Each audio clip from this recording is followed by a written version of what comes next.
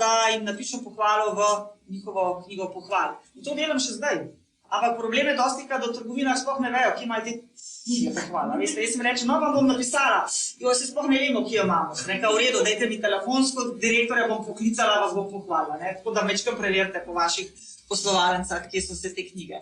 Pa tudi vi bi morali pogledati te knjige. Se pravi, vsak mesec bi morali pregledati tudi, če so kakšne pohvale, ne samo graje. In potem povedati to zaposlenim, da ste opazili. Ne da vam zaposleni, vi ste šefica, danes je pa ena gospa napisala, ne. Dosti krat morajo zaposleni vodjo opozoriti, da so dobili neko pohvalo. Tako da, to je tudi zelo pomembno.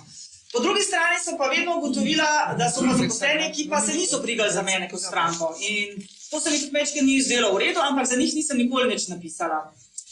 Sem se pa vsem razmišljala, ja, kaj pa če bi njihov lastnik ali pa direktor vedel, kaj so njihovi poslovalci dogaja in kaj če bi jaz začela pisati poročila, da bojo podjetja vedela, kje so njihove šibke točke. No in ko je prišla potem ta ideja o mystery shoppingu, grem slučajno na internet in vidim, da to dejansko obstaja že 60 let v tujini in sem se vključila v to mednarodno združenje, no in nekako tako smo začeli. In še danes je ta moja velika želja, da začnemo delati razlike med zaposlenimi. S tistimi, ki se res potrudijo za stranke, pa s tistimi, ki delajo samo povprečno. Ker to so vaše zvezde, se pravi, na njih morate paziti. Ker te, a veste, danes v tej času večjih fluktuacij zaposlenih je treba še toliko bolj paziti na njih. Ampak kaj mi delamo v bistvu? Mi se največkrat ukvarjamo z zaposlenimi, ki nam probleme delajo. Se pravi, tisti, ki so pa odlični, pa rečemo super, bravo, le tako naprej, se ne z njimi ne ukvarjamo. Mystery shopping vam spet pomaga, da najdete te zvezde. Se pravi, mi, ko pač pridemo na teren, dejansko ugotovimo, kdo so tisti, ki se trudijo do strank in kdo so tisti, ki raje zlagajo na police.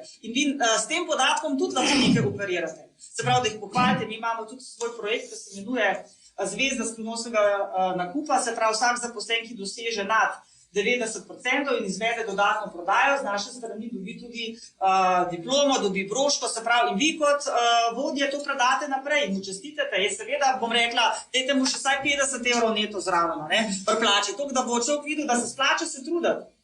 In ravno prejšnji teden sem šla, sicer Claire še ne ve, da bo dobila eno malo darilce od nas, ne, zdaj lahko govorim, kada razumem človek.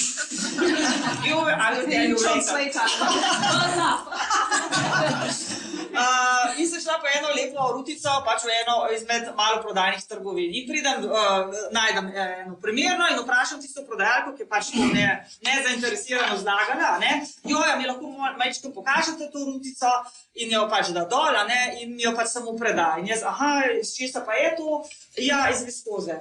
Ja, in mislim, kaj pa imamo, mislim, a je to v redu, ali ni, jaz se tako ne spoznam preveč na materiali, potem pristop druga prodajalka, gospa, to je viskoza, to je super, dober material, to se namačka, to date lahko na 30 prat, to je, poglejte, in mi je celo zgrnila, lepo zložila in potem je ta šla, sem rekla, v redu, bom vzela, greva skupaj do blagajne in mi jo celo tako ovije, da je nastala taka lepa, se pravi, ni jo samo naravno zložila, ampak je nastala neka skulptura, ne. A tista njena sodelavka še vedno zlagala. Sem rekla, mogoče bi zdaj lahko vaša sodelavka prišla zraven, pa bi pogledala, kako to lepo rutico lepo zvežete. In kaj, mislim, a obe isto plačo dobita? A je to prav? S tem, da so bile v trgovini še druge stranke, ta je še vedno zlagala blago. In vi, ko vas ni vodje tam, kdo bo zdaj to povedal? Jaz sem to videla, veste, ampak ena stranka bo zdaj to javila naprej. Sigurno ne bojo javili, ampak mogoče več ne pridejo k vam. Mystery shopping vam pomaga, da smo mi na terenu namesto vas. Mi vam potem dajemo te informacije.